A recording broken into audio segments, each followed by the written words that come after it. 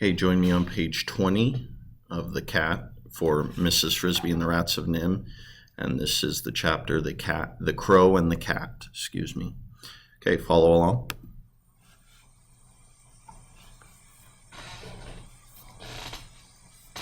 The Crow and the Cat. Mrs. Frisby looked again at the sun and saw that she faced an unpleasant choice. She could go home by the same roundabout way she had come, in which case she would surely end up walking alone in the woods in the dark, a frightening prospect, for at night the forest was alive with danger. Then the owl came out to hunt, and foxes, weasels, and strange wild cats stalked among the tree trunks. The other choice would be dangerous too, but with luck it would get her home before dark. That would be to take a straighter route across the farmyard between the barn and the chicken house, going not too close to the house, but cutting the distance home by half. The cat would be there somewhere, but by daylight, and by staying in the open, away from the shrubs, she could probably spot him before he saw her. The cat. He was called Dragon. Farmer Fitzgibbon's wife had given him the name as a joke when he was a small kitten pretending to be fierce. But when he grew up, the name turned out to be an apt one. He was enormous, with a huge, broad head and a large mouth full of curving fangs, needle-sharp. He had 7 claws on each foot and a thick, furry tail, which lashed angrily from side to side. In color, he was orange and white, with glaring yellow eyes.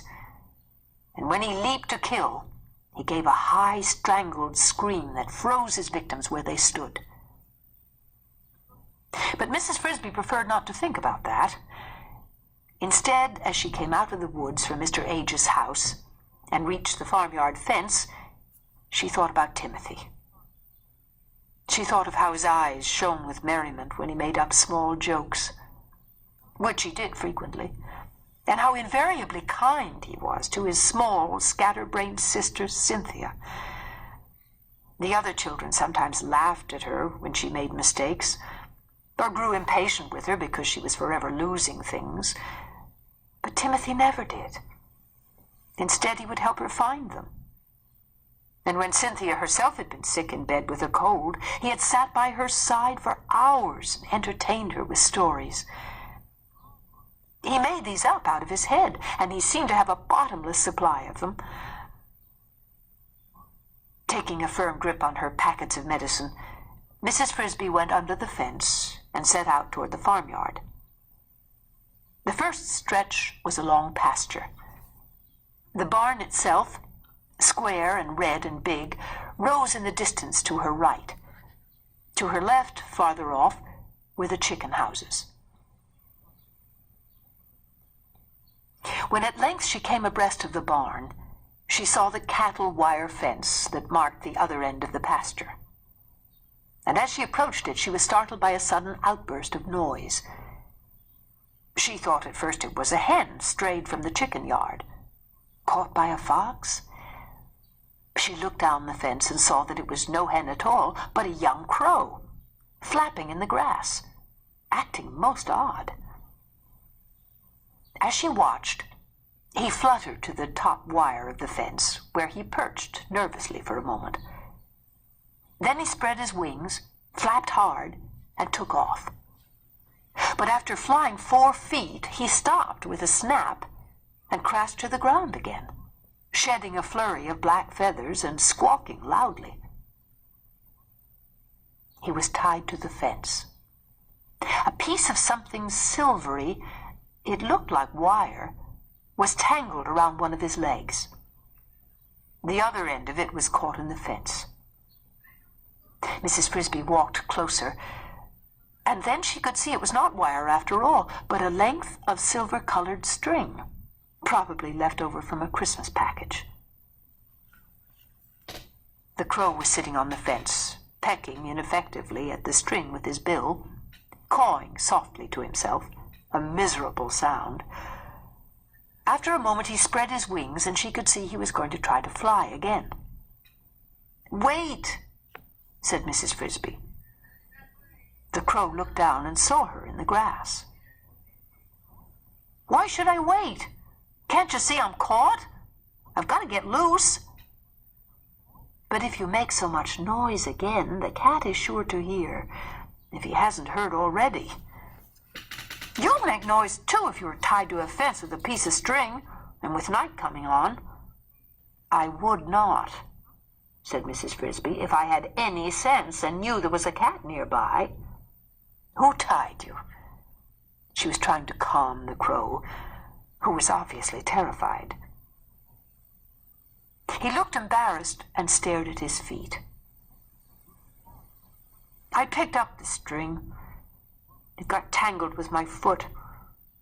I sat on the fence to try to get it off, and it caught on the fence." "Why did you pick up the string?" The crow, who was very young indeed, in fact only a year old, said wearily, "Because it was shiny." "You knew better." "I have been told." Bird brain, thought Mrs. Frisbee, and then recalled what her husband used to say, "The size of the brain is no measure of its capacity." And well she might recall it, for the crow's head was double the size of her own. "Sit quietly," she said. "Look toward the house and see if you see the cat." "I don't see him, but I can't see behind the bushes. Oh, if I could just fly higher." "Don't," said Mrs. Frisbee. She looked at the sun. It was setting behind the trees. She thought of Timothy and of the medicine she was carrying. Yet she knew she could not leave the foolish crow there to be killed. And killed he surely would be before sunrise, just for want of a few minutes' work. She might still make it by dusk if she hurried. "Come down here," she said. "I'll get the string off." "How?" said the crow dubiously. "Don't argue. I have only a few minutes." She said this in a voice so authoritative that the crow fluttered down immediately. "But if the cat comes," he said. "If the cat comes, he'll knock you off the fence with one jump and catch you with the next. Be still." She was already at work with her sharp teeth, gnawing at the string. It was twined and twisted and twined again around his right ankle, and she saw she would have to cut through it 3 times to get it off. As she finished the second strand, the crow, who was staring toward the house, suddenly cried out, "I see the cat!"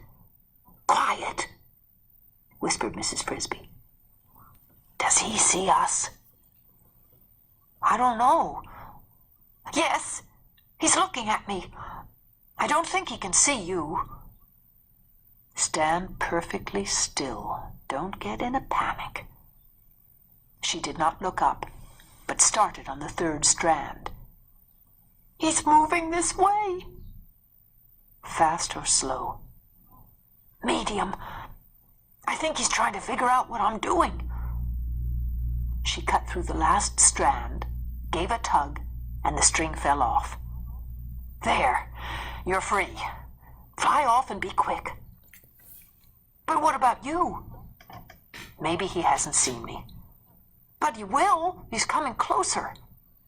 Mrs. Frisbee looked around. There was not a bit of cover anywhere near, not a rock, nor a hole, nor a log. Nothing at all closer than the chicken yard. And that was in the direction the cat was coming from, and a long way off. "Look," said the crow. "Climb on my back, quick, and hang on." Mrs. Frisbee did what she was told, first grasping the precious packages of medicine tightly between her teeth. "Are you on?" "Yes." She gripped the feathers on his back, felt the beat of his powerful black wings, felt a dizzying upward surge, and shut her eyes tight. "Just in time," said the crow, and she heard the angry scream of the cat as he leaped at where they had just been. "It's lucky you're so light. I can scarcely tell you're there." "Lucky indeed," thought Mrs. Frisbee. "If it had not been for your foolishness, I'd never have gotten into such a scrape." However, she thought it wise not to say so under the circumstances. "Where do you live?" asked the crow. "In the garden patch, near the big stone." "I'll drop you off there." He banked alarmingly, and for a moment Mrs. Frisbee thought he meant it literally. But a few seconds later, so fast does the crow fly, they were gliding to earth a yard from her front door. "Thank you very much," said Mrs. Frisbee, hopping to the ground. "It's I who should be thanking you," said the crow. "You saved my life." "And you mine." "Ah, but that's not quite even. Yours wouldn't have been risked if it had not been for me and my piece of string." And since this was just what she had been thinking, Mrs. Frisbee did not argue. "We all help one another against the cat," she said. "True. Just the same, I am in debt to you. If the time ever comes when I can help you, I hope you will ask me. My name is Jeremy. Mention it to any crow you see in these woods, and he will find me." "Thank you," said Mrs. Frisbee. "I'll remember." Jeremy flew away to the woods, and she entered her house, taking the 3 doses of medicine with her.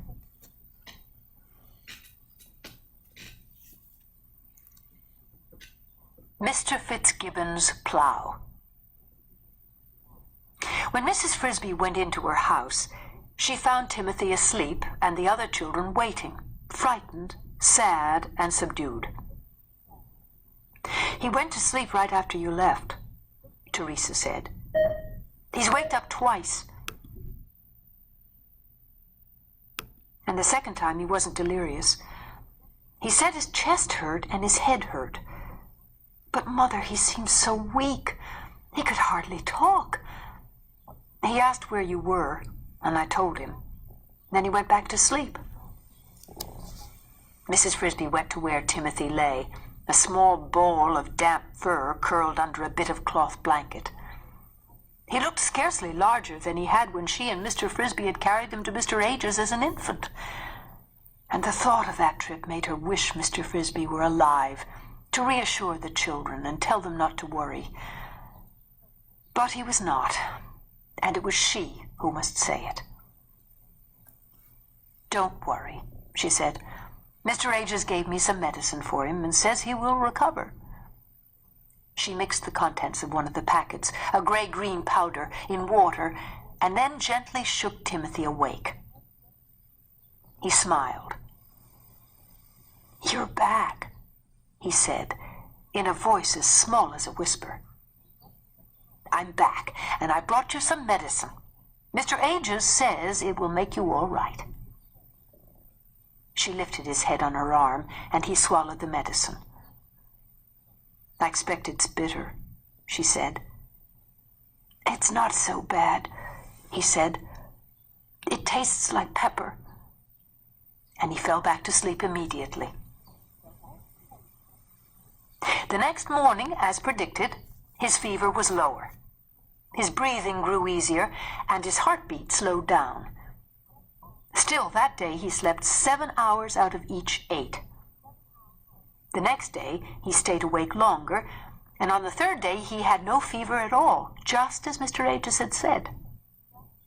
However, since Mr. Ages had been right in all that, Mrs. Frisbee knew he was sure to have been right in the other things he had said. Timothy was not really strong yet. He must stay in bed, stay warm, and breathe only warm air. During those 3 days, she had stayed close by his side, but on the 4th she felt cheerful enough to go for a walk, and also to fetch some more of the corn from the stump so they could have it for supper. She went out her front door into the sunshine and was surprised to find a spring day waiting for her. The weather had turned warm while she had stayed indoors. February was over and March had come, as they say, like a lamb. There was a smell of dampness in the air as the frosted ground thawed, a smell of things getting ready to grow. It made her feel even more cheerful than before, and she walked almost gaily across the garden. And yet, despite the fine warmth of the day, indeed, in a way, because of it, Mrs. Frisbee could not quite get rid of a nagging worry that kept flickering in her mind. It was the kind of worry that, if you push it out of this corner of your thoughts, pops up in that corner, and finally in the middle, where it has to be faced. It was the thought of moving day. Everybody knows that the groundhog comes up from the deep hole where he has slept away the winter, looks around, and if he decides the cold weather is not over, goes back down to sleep for another 6 weeks. Field mice, like Mrs. Frisbee, are not so lucky. When winter is over, they must move out of the garden and back to the meadow or the pasture. For as soon as the weather allows, Farmer Fitzgibbon's tractor comes rumbling through, pulling the sharp-bladed plow through the soil, turning over every foot of it. No animal caught in the garden that day is likely to escape alive, and all the winter homes, all the tunnels and holes and nests and cocoons are torn up. After the plow comes the harrow, with its heavy, creaking discs, and then the people with hoes and seeds. Not all the field mice move into the garden for the winter, of course. Some find their way to barn lofts.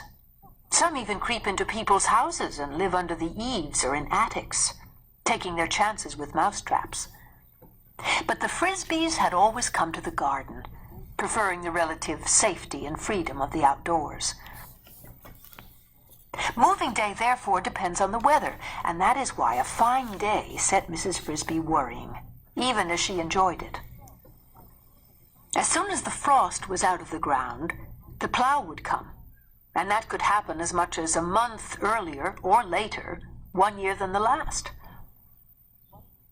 And the worry was this: if it came too soon, Timothy would not be able to move. He was supposed to stay in bed, and moving meant a long walk across the field of winter wheat, up and down the hill to the brook's edge, where the Frisbees made their summer home. Not only that, the home itself would be damp and chilly for the first few weeks, as summer homes always are, until early spring turned to late spring, and the nights grew truly warm. This was something that Mrs. Frisbee and the children did not ordinarily mind. Moving day, in fact, was normally a gay time, for it marked the end of the gray weather and the frost. It was like the beginning of a summer holiday. But this year, now that Mrs. Frisbee had faced the problem, she did not see any answer except to hope that the day would not come too early.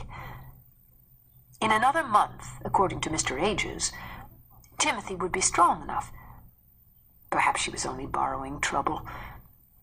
1 warm day, she told herself, does not make a summer. No, nor even a spring. She walked on through the garden and saw ahead of her a small figure she knew. It was a Lady Shrew, a tiny thing scarcely bigger than a peanut, but with a wit as sharp as her teeth. She lived in a simple hole in the ground a few yards away. Mrs. Frisbee met her often and had grown to like her, though shrews are generally unpopular, having a reputation for short tempers and extremely large appetites. "Good morning," said Mrs. Frisbee. "Ah, Mrs. Frisbee, good morning indeed. Too good is what I'm thinking."